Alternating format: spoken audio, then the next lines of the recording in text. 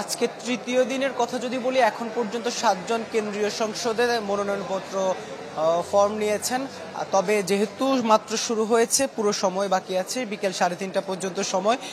সেই হিসেবে আজকে মূলত সবচেয়ে বেশি এই যে মনোনয়নপত্র বিতরণ হওয়ার আর যে আশা প্রকাশ করা হচ্ছে, কারণ আজকেই কিন্তু বড় যে ছাত্র সংগঠনগুলো সবগুলোই কিন্তু আজকে তাদের মনোনয়ন ফর্ম তারা আসলে নেওয়ার কথা রয়েছেন। এর আগে গতকাল পর্যন্ত 96 জন নিয়েছেন কেন্দ্রীয় সংসদে, আর এছাড়া হল সংসদে ছাত্রী নিয়েছে 46 জন এবং ছাত্র নিয়েছে 26 জন।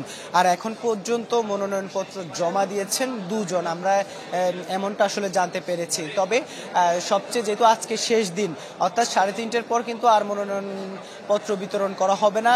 তার কারণে কিন্তু আজকে এখানে যে নির্বাচন কমিশনের পক্ষ থেকে তাদের লোকবল বাড়ানো হয়েছে। প্রতিটি ছাত্র সংসদের যে হল সংসদ, সেখানে আসলে প্রত্যেকটি হলের জন্য একজন করে তাই প্রতিনিধি রাখা হয়েছে, যেন কোনো ধরনের আসলে জটলা না তৈরি হয়, কোনো ধরনের অসুবিধা না তৈরি হয় সেজন্য। আর যারা বিশ্ববিদ্যালয়ের শিক্ষার্থী এবং যারা এই যে মনোনয়ন পত্র নিচ্ছেন, তারা সবাই আশা প্রকাশ করছেন এখন পর্যন্ত আসলে যেভাবে শান্তিপূর্ণভাবে একটি উৎসবমুখর পরিবেশে তারা যেভাবে মনোনয়নপত্র সংগ্রহ করছেন এবং সেটি জমা দিচ্ছেন, সে পরিবেশ যেন আসলে একেবারেই শেষ পর্যন্ত, অর্থাৎ ফল ঘোষণার পর পর্যন্ত যেন বজায় থাকে, সে বিষয়টি তারা আশা প্রকাশ করছেন।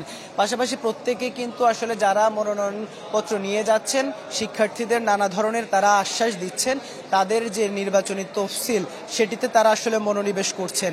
তাদের সবচেয়ে বেশি যে বিষয়গুলো, তারা শিক্ষার্থীদের যেখানে এখানে আবাসন সংকট, পরিবহন সংকট সহ নানা যে সমস্যাগুলো আছে, সেই সমস্যাগুলোর কথাই কিন্তু প্রত্যেকের যে নির্বাচনী আশ্বাস সেখানে তারা রাখছেন।